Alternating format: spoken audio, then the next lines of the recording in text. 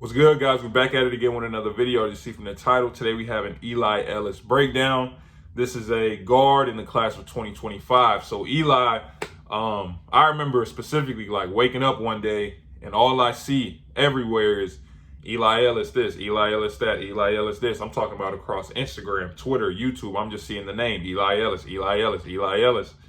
Like, and I'm looking at him. Okay, we got an undersized guard. He is class of 2025, so it is really early.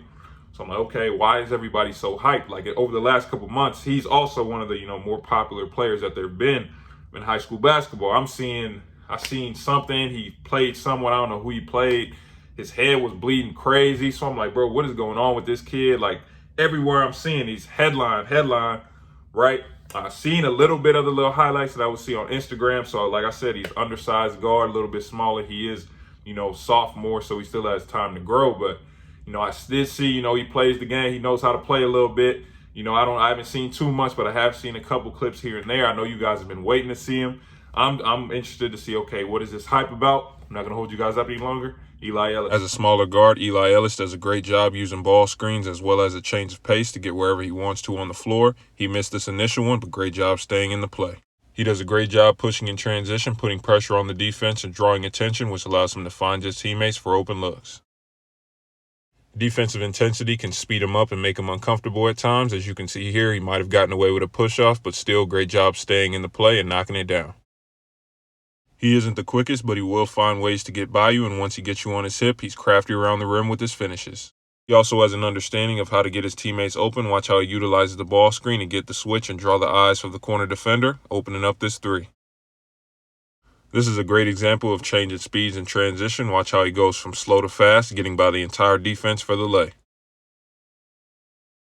Again, Eli does a great job in transition, staying under control and getting deep paint touches. Once he gets in there, he finds ways to score.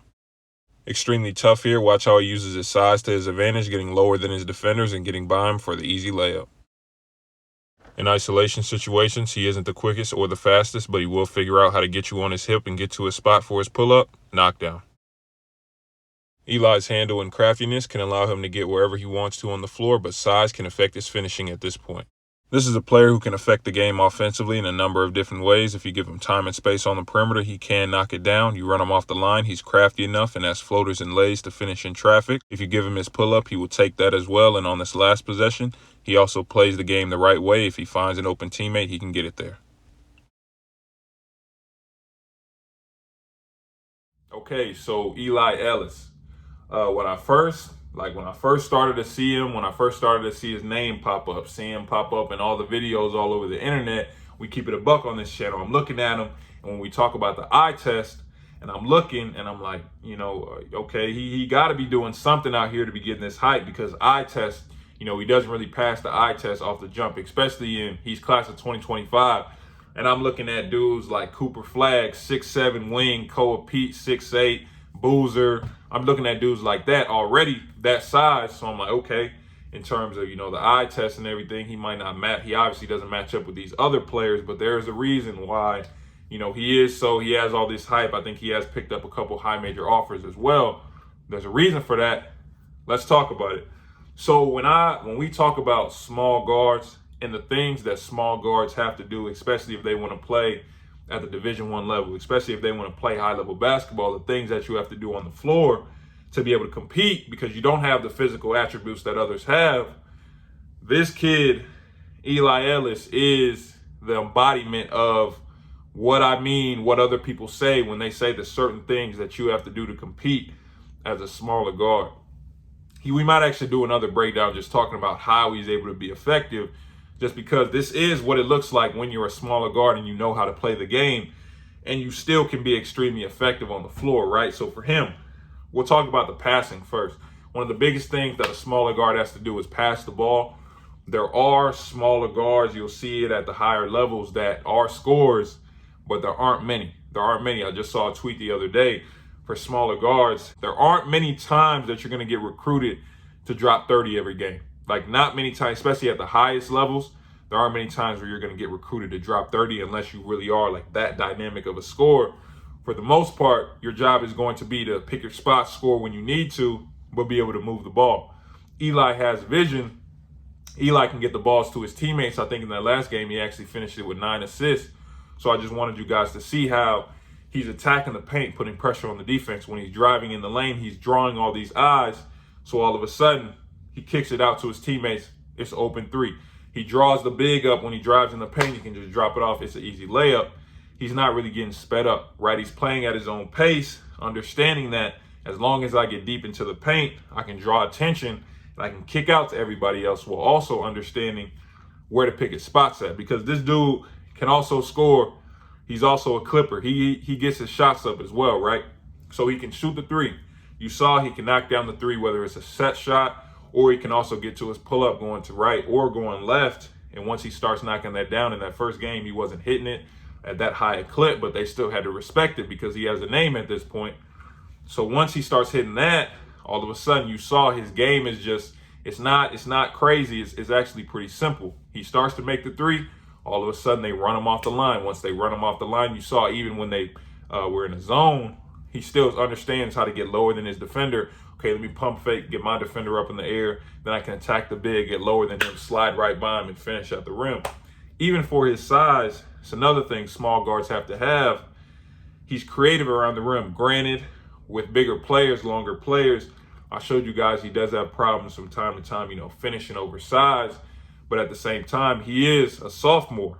So he still has time to grow, but he still shows that he has touch. He showed you that he has the lays, he has the floaters, right hand or left hand, and he's crafty around the rim. So for guards, he also understands how to use the rim to shield off the defender, right? So he's using the rim when he does get deep into the paint, his defender's on his back. I'm going to use the rim so when the defender jumps in the air, he's not blocking my shot. His hand's going to get caught in the rim or something. He's not going to be able to get to the ball. He does that a lot, just flipping it off the glass, shield, using the rim as a shield, getting it up really fast, just so he can still figure out ways to finish in the paint. Isolation situations, he shows he can get to his pull-up, whether that be in the mid-range, again, or the three, because he can knock down that jumper. But all in all, his game is just simple. It's simple. He doesn't really do too much. The biggest part of his game that I just want you guys, any small guard watching this, to really understand and take note of is his pace. His pace, the speed he's playing with. I understand when you're smaller, you might think, oh yeah, I'm quicker, I'm faster than everybody else, I just want to go 100 miles an hour. He isn't the quickest, laterally. He isn't the fastest. He is kind of fast, but he's not like crazy.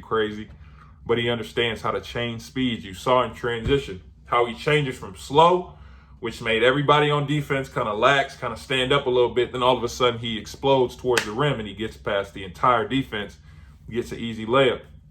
He comes off a ball screen. He comes off it slow, then explodes downhill to attack the big. This is how he gets by the bigs. Or he snakes the ball screen, makes his defender, like I showed you guys, he comes off the ball screen, makes his defender hit the screen, gets the switch, which draws the eyes from the corner defender. All of a sudden, he kicks it to the corner, open three bucket. At this point, why he's so highly touted is, even at his size, he's putting up these numbers. In that last game, I think he had 25 and 9. I think he's averaging 25 a game because he knows where his spots are. He can knock down the three when he's open. When he gets to open pull up, he's going to take it and he's going to knock it down. He's going to get deep into the paint, get deep paint touches. If he can't score and use the rim as a shield, he's going to kick out, find his teammates. He's going to use pick and roll, snake them, come off again, use his pace, finding his open teammates. He's just playing the game extremely simple. And at this age, if he's doing it now, if he's doing it at this age, imagine what he's going to look like as a senior with that experience. I do want to see him play against some bigger players just because I feel like he understands the game already. I want to see how he makes that adjustment against the bigger, stronger players. But again, I understand he isn't ranked in the top 25, probably more or less because, again, ESPN rankings is production right now as well as potential, so he is a little bit smaller. But again, I am interested to see what his development looks like over these next couple of years. Like, share, subscribe. Turn on post notifications. Appreciate you guys watching. Remember to do the one-on-one evaluations, the subscriber breakdowns like this one, like these that go on the channel. Hit my website in the description. Like I always say, appreciate you guys watching. I'll see you guys next time with the next video.